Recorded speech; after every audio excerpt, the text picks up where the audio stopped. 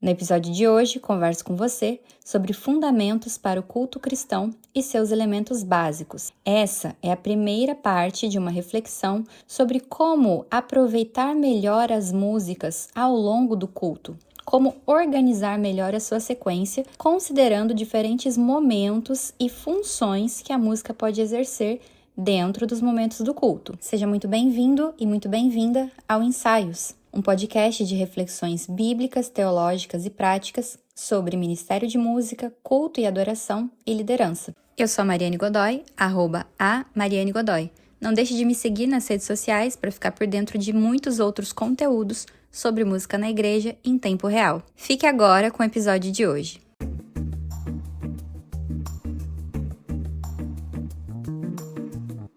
Para começo de conversa, eu quero te dizer que, se você não assistiu os episódios anteriores, assim que você terminar esse, volta para você entender um pouco mais sobre a análise do repertório, análise teológica do conteúdo das músicas, então considerar o que elas trabalham na sua letra. Nós também conversamos sobre aspectos no sentido prático da escolha das músicas. Então, quando a gente pensa na forma, na execução, em considerar os diferentes públicos que nós temos na nossa congregação, diferentes estilos musicais, diferentes gerações da linguagem em que as músicas são apresentadas e outros aspectos que são importantes para a gente considerar e entender quando nós escolhemos repertório. Hoje, vamos falar sobre a sequência dessas músicas dentro do culto, que é o espaço em que a gente executa essas músicas. E eu gosto sempre de reforçar isso porque eu tenho um recorte para trabalhar. Eu não estou necessariamente interessada em apontar para você o que é que você deve ouvir ou não, consumir ou não de música no seu dia a dia, na sua playlist do seu celular. Apesar de que eu entendo que isso é muito importante, que isso molda quem você é. Mas eu sei que isso está muito dentro da sua escolha, do seu ponto de vista, das suas preferências pessoais. E eu não tenho interesse e nem mesmo poder nenhum para poder opinar sobre o que você gosta ou não. Mas quando a gente pensa em culto, nós temos alguns parâmetros. A respeito do culto cristão, nós temos referências bíblicas, teológicas, históricas, das diferentes tradições, das diferentes denominações. Então, é possível analisar de uma forma mais concreta, mais assertiva, objetiva, o que não é fácil fazer com a playlist do seu celular das músicas que você gosta de ouvir quando vai para academia. Considerando isso, a gente vai pensar sobre a estrutura do culto e como é que as músicas se encaixam melhor dentro dessa estrutura. Eu não vou delimitar para você uma única sequência correta ou a liturgia padrão. Nem mesmo a Bíblia nos dá uma liturgia completa, prescrita, e nós temos que considerar as diferentes realidades. Então, diferentes culturas, diferentes expressões religiosas, influências religiosas, linguagens de cada contexto que eu não tenho condição de saber de todos esses contextos. Mas, no geral, a gente consegue entender o espectro, a gente consegue entender como é que se dá o todo com alguns parâmetros. Primeira coisa que a gente precisa pensar é que o culto não é apenas um evento. Na verdade, o culto não é um evento. O culto é uma resposta à revelação de Deus através de Cristo. Porque Deus se revela a nós, inspira em nós adoração, nós adoramos. O culto é a nossa resposta em adoração a Deus. É uma das nossas respostas. E enquanto esse processo de resposta, ele nos traz a consciência, a clareza da presença de Deus. Nós estamos diante de Deus o tempo inteiro. Deus é onipresente, está em todos os espaços. Não precisamos ir a um lugar físico específico para encontrar a Deus. Mas o Jonathan Cruse, do livro Culto Público, afirma que o momento do culto público é esse momento em que a gente marca esse encontro com Deus, em que a gente separa um horário e um local específicos para nos concentrarmos somente nessa relação com Deus, em nutrir a nossa relação com Deus. Pensando sobre o culto público, público, sobre o culto congregacional, é esse momento especial que a gente agendou, esse encontro que nós marcamos com Deus. É muito interessante essa palavra encontro, porque ela pode ser encontrada no período do Pentateuco, lá no Antigo Testamento, no comecinho da Bíblia, quando a gente lê sobre a instituição do tabernáculo e dos rituais do tabernáculo, que foi o primeiro momento de organização cultica coletiva, estruturada, formal, que Deus prescreve para o seu povo. Antes disso, já existia adoração, já existia esse processo de adorar, ou mesmo de construir altares para adorar a Deus e sacrifícios. Mas quando Deus orienta como deve ser o tabernáculo, ele fala sobre a tenda do encontro. Já parou para prestar atenção nisso? O espaço em que o povo se encontraria com Deus, reservaria o tempo para adoração a Deus. É claro que Deus estava no meio do seu povo. Deus habitava com o seu povo, mas na tenda do encontro, o povo se encontrava com Deus de forma mais objetiva, mais dedicada. Hoje, a gente pode pensar com esse raciocínio. Nós podemos nos conectar com Deus e falar com Deus independente de local físico, mas no culto, nós temos esse espaço e esse encontro, esse momento de percepção da presença de Deus, de consciência da presença de Deus. E não somente fazemos isso para nos lembrar, mas para aumentar essa nossa percepção sobre ele. Entendendo esse princípio que o povo de Israel carrega na sua identidade ao longo de toda a sua história, quando a gente vai para o Novo Testamento, a gente percebe que esse fundamento é herdado. E os cristãos do Novo Testamento permanecem com a sua prática de culto. Dentro dessa estrutura do culto da igreja primitiva, a gente consegue identificar elementos fundamentais. E esses elementos são os mesmos elementos fundamentais da estrutura do culto da sinagoga, que é a referência de culto que os cristãos herdam e depois desenvolvem, aprimoram e inserem elementos propriamente cristãos. Mas no seu início, o culto da sinagoga tem 3 partes principais.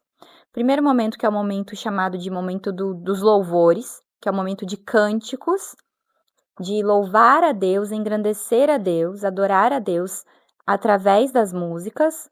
Depois, nós temos um momento de orações. Essas orações são, em primeiro lugar, dirigidas a Deus em gratidão pelos seus feitos, pelas bênçãos e o reconhecimento das suas promessas e a renovação da confiança nas promessas de Deus. E um segundo momento que é das orações de intercessão, pelas necessidades pessoais e também as necessidades do grupo, as orações e intercessões uns pelos outros. O terceiro momento principal desse culto é o momento da instrução, que é feito quando alguém lê um trecho das Escrituras e explica esse trecho. Esse padrão, essa estrutura, é muito conhecida de nós, é muito familiar para nós, porque basicamente o nosso culto também contempla esses 3 momentos, mas ele se desenvolve com um acréscimo de elementos como a ceia, o batismo. Um pouco mais adiante, na história da igreja, na história do culto cristão, você percebe a inserção de momentos específicos no culto, a gente vê um desenvolvimento de uma estrutura litúrgica bastante arrojada, bastante detalhada e que tem um grande valor, que tem uma teologia intrínseca nela, que é importante nós conhecermos e observarmos. O que acontece hoje, e que eu percebo, não em todas as igrejas, mas em muitas igrejas que eu tenho contato, seja pessoalmente ou seja virtualmente, observando e assistindo, acompanhando cultos pela internet. Por vezes, em muitas igrejas, nós temos 2 momentos principais, o momento de cantar e o momento da pregação. Por vezes, o momento de cantar toma a grande maioria, a grande parte do tempo do culto. E aí você tem um grande bloco, que é conhecido como o período de louvor, o momento de louvor, você tem um grande bloco de músicas. Eu já fui em cultos em que esse bloco de músicas durava 1 hora, por exemplo, aí depois você entrava na mensagem, você tinha uma mensagem que dura em média 30 a 40 minutos, e depois mais um grande bloco de músicas. E aí eu já fui em cultos em que era 1 hora de música, meia hora de mensagem, mais 40 minutos de música, tranquilamente. E o culto era composto por essas 3 etapas, que eu chamo carinhosamente de culto sanduíche, porque você tem música, pregação e música, 3 ingredientes principais. Em alguns casos você insere um aviso ali no meio, alguma coisa assim, mas não tem um tempo dedicado para outros elementos dentro dessa estrutura de culto, que é uma estrutura que a gente conhece de igrejas mais contemporâneas, que não tem uma tradição histórica, uma tradição de uma liturgia mais desenvolvida, com mais momentos. Mas eu percebo que até mesmo em igrejas de tradição histórica, esses grandes blocos, esses 3 grandes blocos, estão cada vez mais sendo incorporados. Qual é a reflexão que a gente precisa fazer a esse respeito? Quando a gente utiliza o culto apenas para um momento de cantar e um momento de exposição da palavra, a gente perde a oportunidade de desenvolver outros princípios e outras práticas importantes do cristianismo e da liturgia cristã em comunidade. Uma delas, e que às vezes a gente não percebe, mas a gente pouco faz no culto, é a oração. Você já parou para perceber que a gente ora pouco nos cultos? E que a gente se incomoda com orações longas? A gente não se incomoda com um período de músicas que dure 40 minutos, mas a gente se incomoda com uma oração que dure 3 minutos. Isso é estranho, não é? Nós estamos perdendo a prática da oração. Estamos deixando de orar. E esse é um dos elementos fundamentais do culto. Desde o culto da sinagoga, desde o culto do tabernáculo, o diálogo com Deus acontecia e tinha um espaço de privilégio, de grande importância nas reuniões do povo de Deus. E hoje nós percebemos um esvaziamento da oração nos cultos. Não vemos cultos com momentos de oração. Nós temos uma oração no começo para agradecer a Deus pelo que está acontecendo, uma oração pelos dízimos quando tem dízimos. Se o culto não tiver dízimos, então é aí que não ora mesmo. Depois uma oração, depois a mensagem, essa de uma carregada de um forte apelo emocional, de uma intensidade ali, provocando as pessoas a um posicionamento, a uma decisão, a alguma resposta diante da mensagem. Mas, basicamente, são esses os momentos em que a gente ora. A gente tem pouca prática de orar simplesmente adorando a Deus, ou seja, reconhecendo a grandeza e a majestade de Deus, louvando a Deus, ou seja, elogiando a Deus pelos seus feitos e pelos seus atributos. Nós temos mais facilidade de orar pedindo, mas até isso nós temos pouca presença no culto. Então, não são raros os cultos em que a gente não vê momentos de oração pelas súplicas do povo, orações de intercessão, por outros motivos que não sejam os nossos motivos pessoais. Então a gente já ora pouco por nós, mas a gente ainda ora pedindo pelas nossas necessidades pessoais. A gente ora pouquíssimo ou não ora pelos nossos irmãos e pelas nossas necessidades locais, enquanto comunidade. E que dirá orar pelas necessidades do mundo? Há um esvaziamento da oração.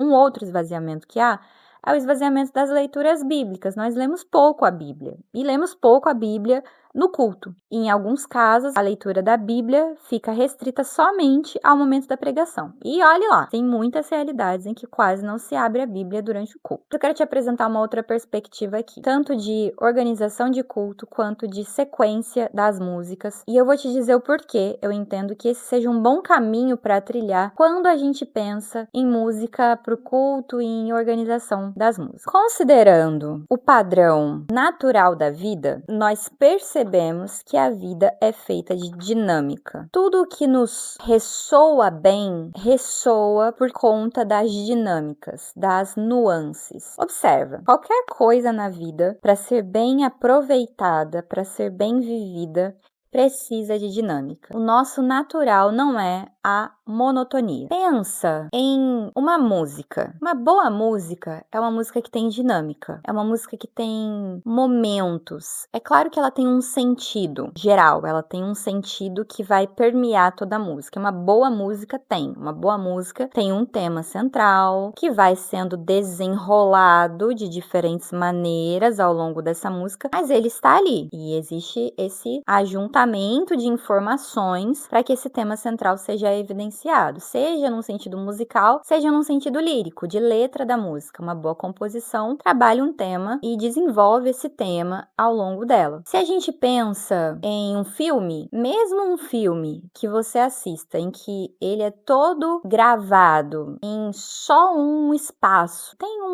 um filme recentemente com Tom Hanks, eu não sei se chama A Casa, A Sala, uma coisa assim, que ele acontece todo dentro de uma sala, né? Qual é a grande sacada desse filme? Foi conseguir expressar por meio das luzes, do figurino, da mudança de mobília e mesmo do avanço da idade dos personagens, a dinâmica da vida dentro de um cômodo. Se o filme fosse feito de 2 horas dentro dessa mesma sala, sem nenhuma dinâmica, sem nenhuma troca de nada e nem mesmo uma alteração de dinâmica na atuação dos atores, na voz dos autores, você não suportaria assistir, aquilo seria uma chatice, aquilo seria terrível, porque você não tem sensação de mudança, de expectativa, de renovação, você tem a mesma coisa. Em tudo na vida existe esse processo, precisa existir esse processo dinâmico, de fluência, que é o nosso processo da vida. A gente não aguenta a mesma coisa o tempo todo, a gente tem necessidade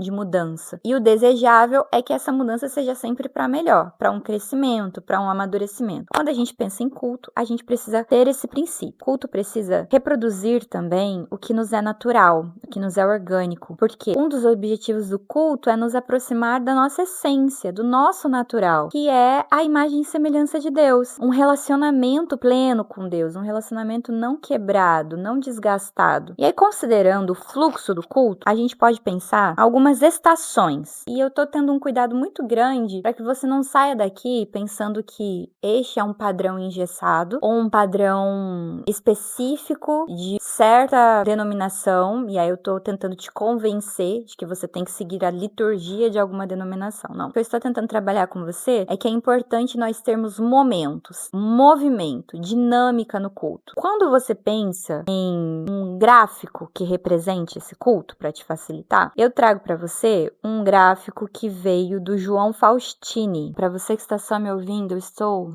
olhando aqui para minha biblioteca de títulos sobre música e encontrando um livrinho antigo chamado Música e Adoração, do João Faustini. Eu encontrei. Você que só me ouve, saiba que o meu cenário é o escritório da minha casa, onde eu trabalho também, preparo as minhas aulas, faço as minhas leituras, os meus estudos, e atrás de mim ficam algumas estantes de livros, e eu tenho algumas prateleiras, alguns nichos dessa estante que são dedicados a obras sobre culto, música na igreja e tudo mais. E existem outras, não só atrás de mim, mas nas minhas laterais a gente também tem livro aqui nesse escritório. É um lugar maravilhoso. Talvez o cômodo preferido dos moradores dessa casa. Considerando essa ideia, que eu acho extremamente pertinente e que você pode fazer as devidas adaptações aí para sua realidade, o João Faustini apresenta pra gente um modelo chamado esquema do culto. Ele baseia esse esquema, e você talvez já tenha ouvido falar isso,